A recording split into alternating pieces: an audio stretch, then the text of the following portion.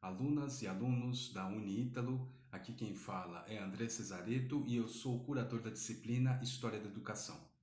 Então, primeiramente, vocês todos, alunas e alunos, sejam bem-vindos a essa disciplina. E esse vídeo é um vídeo, na realidade, de orientações, algumas orientações gerais para vocês nessas primeiras 4 unidades de estudos da disciplina História da Educação, tá? Como vocês já puderam ver, eu tenho 2 vídeos já postados nas aulas. O primeiro vídeo fala sobre educação romana, parte 1, que trata ali basicamente da educação romana no período republicano, na história da República Romana.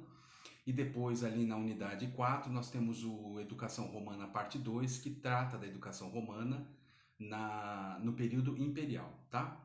Esse vídeo que eu estou gravando agora para vocês é um vídeo que dá algumas orientações gerais sobre as unidades de 1 até a unidade 4, tá? Então vamos lá, rapidinho.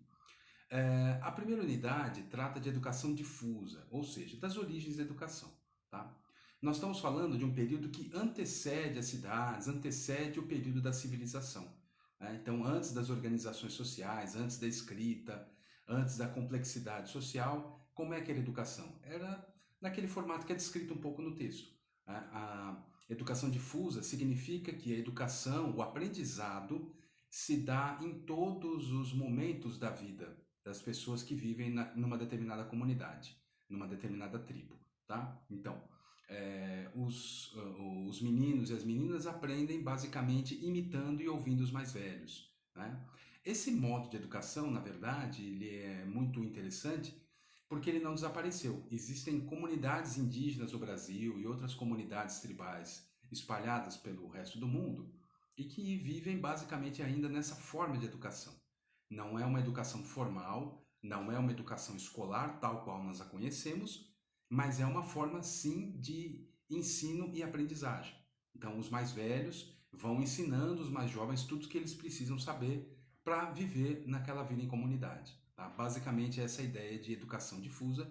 Uma outra característica interessante é que na educação difusa nós não temos um ato coercitivo, ato impositivo da educação.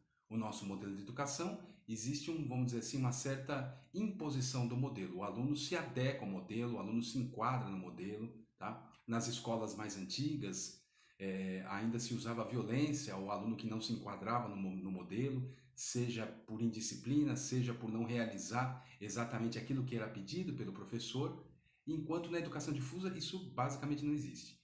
Como a educação está presente em todos os momentos da vida das crianças e dos jovens, e mesmo dos adultos, essa imposição educacional, essa imposição do modelo escolar não existe, tá? Então, basicamente, isso é educação difusa. Essa é a unidade 1. Tem lá o TEA, então existe um texto para vocês lerem e existe um TEA para vocês também realizarem o TEA número 1. Depois nós temos a unidade 2, a unidade de estudos 2, que trata da educação na Grécia Antiga. A educação grega, de maneira sucinta, de maneira resumida, ela basicamente a escola grega começa a se desenvolver ali no século VI, V a.C. E nós temos basicamente a ideia de civilização, a palavra-chave que é a palavra paideia para os gregos, que é a ideia de formação integral, de formação ampla dos alunos, né? Existe a escola, surge ali na Grécia Antiga a escola, existe em outros lugares do mundo já, mas como nós estamos falando de educação no Ocidente, então é ali na Grécia que surgem os primeiros modelos escolares. Alguns vão se distinguir, por exemplo, e é um elemento muito importante do tema educação grega, o modelo escolar da cidade de Atenas, que é muito diferente do modelo escolar da cidade de Esparta.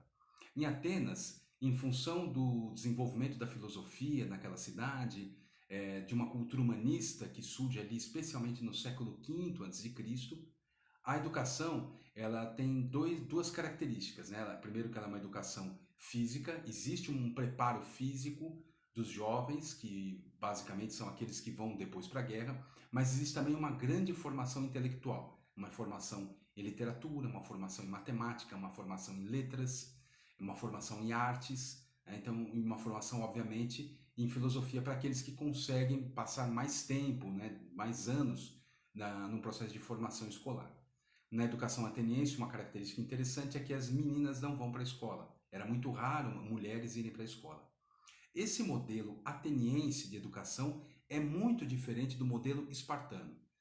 Em outra cidade grega, a cidade de Esparta, desenvolveu-se um outro modelo de educação muito mais rígido, que era uma educação muito que nós chamamos de militarizada, ou seja, a educação dos meninos começava ali pelos 7 anos, assim como em Atenas, e o letramento, a formação básica de aprender a ler e escrever era o básico necessário para a sobrevivência. Em Esparta dava-se muita atenção à formação física, à educação física, os jogos e depois ali já aos 15, 16 anos uma formação militar mesmo. Esparta era uma cidade muito militarizada e os jovens eram todos eles preparados para a guerra. Priorizava-se, dava-se maior importância para a guerra. E só que em Esparta uma outra característica interessante é que as meninas iam para a escola. Todas as meninas iam para a escola. Porque como os homens saíam para a guerra, quem administra a cidade são as meninas, né? Durante o período da guerra. Então todas as meninas iam para a escola. Só que ao invés de uma formação militar, as meninas tinham uma formação mais na parte de dança, de música e das artes, tá? Mas elas também aprendiam a ler e escrever. Isso é muito interessante na hora que a gente compara os dois modelos de Esparta e Atenas. Uma outra característica da cidade de Esparta além da formação militarizada, uma formação que nós chamamos de lacônica ou laconismo. Enquanto em Atenas dava-se muita atenção para a filosofia, para o ato de refletir, para o ato de dialogar, o ato de discursar, em Esparta não. Como é uma formação muito rígida e militar, pouco espaço havia para, vamos dizer assim, para o debate filosófico, para a reflexão. Havia muito mais uma questão de preparo, de hierarquia, de obedecer às ordens, do que qualquer forma de discussão. Os espartanos não se davam com a ideia de, como é que eu posso dizer para vocês, não se davam com essa ideia de refletir, de pensar, de criticar. Não. Para eles, o que importa era o preparo do jovem para a guerra. Com a característica interessante de que as meninas iam para a escola em Esparta, diferente de Atenas, que as meninas praticamente não frequentavam a escola, tá? Depois nós temos as aulas, as unidades de estudo 3 e 4, que tratam basicamente da educação romana. Eu não vou me estender aqui na educação romana, porque, como eu falei para vocês no início do vídeo, tanto na unidade 3 como na unidade 4, nós temos lá 2 vídeos que tratam especificamente da educação na Roma Antiga, seja no período republicano, seja no período imperial, tá? Mas no período republicano é quando surge também a escola, como surge a cidade, como se desenvolve a civilização romana. Também surge um novo modelo educacional, surgem escolas, né, que ensinam os meninos e as meninas a ler e escrever, basicamente os meninos. Muito pouco também as meninas frequentavam as escolas. Mas à medida que Roma foi crescendo e foi colonizando territórios, Roma foi introduzindo características de outras culturas, principalmente da cultura grega. Muito da cultura romana vem da cultura grega. Então existe todo um modelo escolar que os romanos vão meio que assim assimilar do modelo escolar grego, especialmente o modelo ateniense, mais o modelo ateniense do que o espartano, é evidente. Tá? Esse é o período republicano, então durante o período republicano surge a escola, surge esse modelo escolar com muita inspiração grega, mas depois, no período imperial, ali já do século I depois de Cristo, a educação romana também passa por algumas transformações, tá?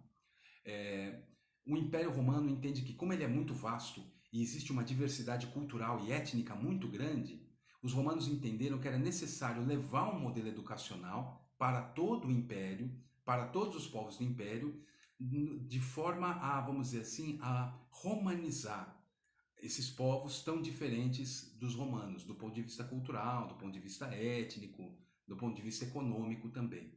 Então era muito importante que escolas fossem levadas para as regiões mais longínquas do Império Romano. Tá? Um modelo educacional único que era praticado em Roma, nas cidades que ficam ali na Península Itálica, que hoje nós chamamos de Itália. Esse modelo educacional deveria ser levado para outras regiões do Império Romano. Uma outra característica é que durante o período imperial, especialmente durante o império do imperador Vespasiano, o professor foi valorizado. Olha que curiosidade. Nesse período, os professores passaram a receber salário em dia, mesmo as escolas privadas eram obrigadas a pagar em dia o salário, era um salário mais digno, o professor era isento de imposto de renda nesse período, tá? Também nesse período imperial se desenvolveram as universidades ali no período em Roma, tá bom? Então, especialmente os cursos de medicina e o curso de direito se tornou muito importante para a sociedade romana, que foi levado também para todo o império, tá? Bom, basicamente são esses os temas das 4 primeiras aulas. Toda aula tem um texto.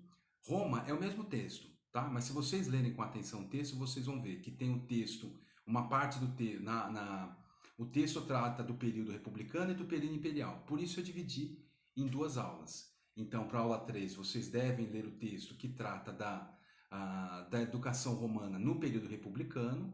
E depois, na unidade 4, é o mesmo texto, só que o capítulo que vai abordar ali a educação romana no período imperial, tá bom?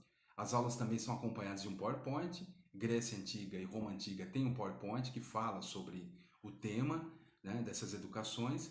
E, por fim, nós temos os TEAs, tá, que estão ali relacionados ao conteúdo. Então, leiam com atenção os textos sobre Roma, assistam os vídeos lá que eu postei sobre a Roma Antiga e depois realizem os TEAs, tá bom? Então é isso para essas primeiras 4 unidades de estudo. Essas são as dicas que eu tenho a dar para vocês. Nos vemos no próximo vídeo, onde eu vou tratar das unidades 5 a 8, tá bom? É isso, alunas e alunos, muito obrigado por terem assistido esse vídeo e tchau, até uma próxima.